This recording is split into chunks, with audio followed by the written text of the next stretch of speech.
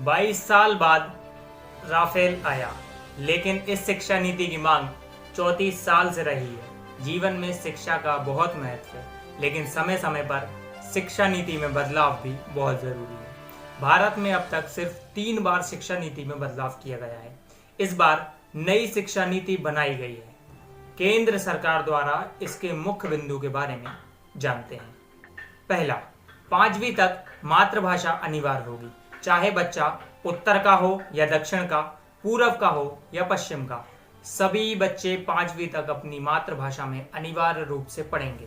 इससे क्षेत्रीय भाषाओं को लंबे समय तक बचाए रखने में मदद मिलेगी।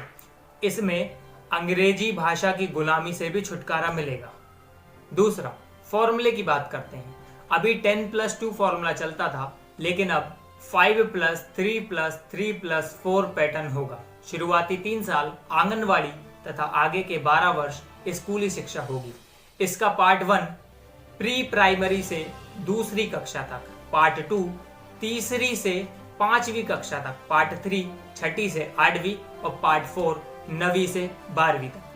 5वीं तक मातृभाषा, उसके बाद 6वीं से व्यवसायिक व्यवहार और कोडिंग डिकोडिंग की जानकारी दी जाएगी। 9वीं से 12वीं में खास विषय रहेंगे जो बच्चे चुनेंगे तथा इसके साथ इन विषयों के प्रैक्टिकल भी होंगे।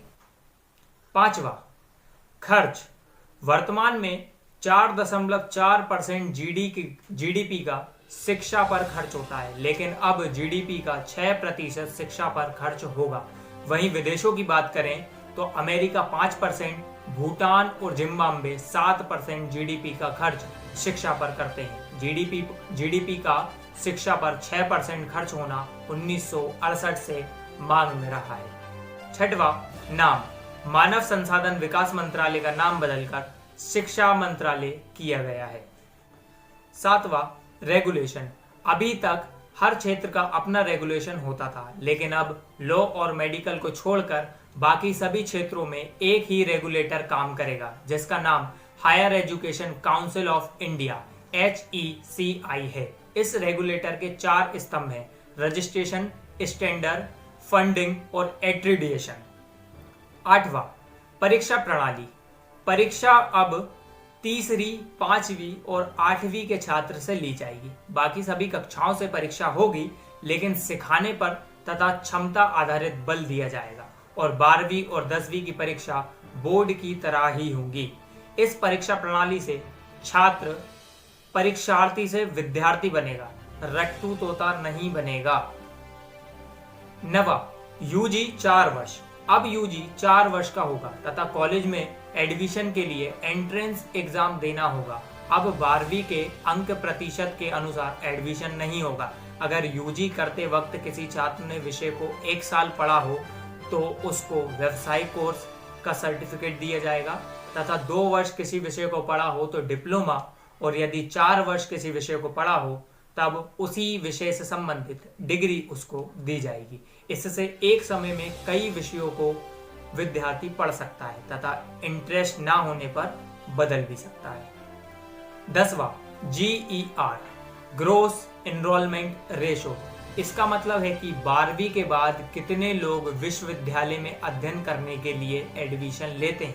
2018 के सर्वे के अनुसार 26.3% यानी 100 में से सिर्फ 26 लोग ही विश्वविद्यालय में 12वीं के बाद पढ़ने जाते हैं, पर इसको 2035 तक 50% बनाने का लक्ष्य रखा है। इसके लिए कॉलेज में नई सीटों को भी बढ़ाना पड़ेगा, इसलिए 3.5 करोड़ नई सीटें बढ़ाई जाएंगी। 11वां, शिक्षक शिक्षा। अगर कोई शिक्षक ही योग्य नहीं है तो विद्यार्थी जीवन में नैतिक तौर पर योग्य कैसे बनेगा। इसी का ध्यान में रखते हुए बीएड कॉलेजों को बंद करना तय किया है। अब सामान्य कॉलेजों से 4 वर्ष का शिक्षक के लिए कोर्स होगा। 12वां, विदेशी संस्थानों की अनुमति। भारत में अब विदेशी संस्थान भी शिक्षा दे सकेंगे, जिससे भारतीय छात्रों का विदेश में पढ़ना तथा बाद में विदेशी बन जाना, इस पर कंट्रोल हो सकता है। छात्रों को भारत में ही विदेशी संस्था द्वारा शिक्षा मिल सकेगी। अब बात करते हैं इस शिक्षा नीति की कमियां या इसमें आने वाली बाधाओं की। पहली, मानसिकता। अभिभावकों के मन में अंग्रेजी का भूत है। वे शुरू से ही बच्चों को अंग्रेजी सीखने पर जोर देते हैं, जिससे क्षेत्रीय भाषाओं व मातृभाषाओं पर असर पड़ता है। इस अंग्रेजियत मानसिकता को दूर करना। दूसरा, केंद्रीयकरण। जब हर सेक्टर का एक ही रेगुलेटर होगा तो केंद्रीयकरण बढ़ेगा, जिससे HECI पर लोड भी पड़ेगा। तीसरा, अनुपालन। नीति केंद्र बनाएगी और पालन राज्य सरकारें करेंगी, जिससे केंद्र व राज्य सरकारों के मध्य समन्वय होना आवश्यक है। चौथा, व्यवसायीकरण। नीतियों का उद्देश्य गरीब से गरीब तथा दूर से दूर तक शिक्षा को पहुंचाना, लेकिन विदेशी संस्थानों पर और प्राइवेट व सरकारी कॉलेजों के कानून तथा फीस स्ट्रक्चर एक होने पर हो सकता है सरकारी कॉलेजों में फीस बढ़ जाए। पांचवा, खर्च। GDP का 6% खर्च करना इतना आसान नहीं है। सरकार के पास वर्तमान में इतना पैसा नहीं, परंतु नीति आयोग ने कहा है कि 2032 तक भारत की GDP $10 ट्रिलियन की होगी। ये शिक्षा नीति 34 सालों बाद आई है।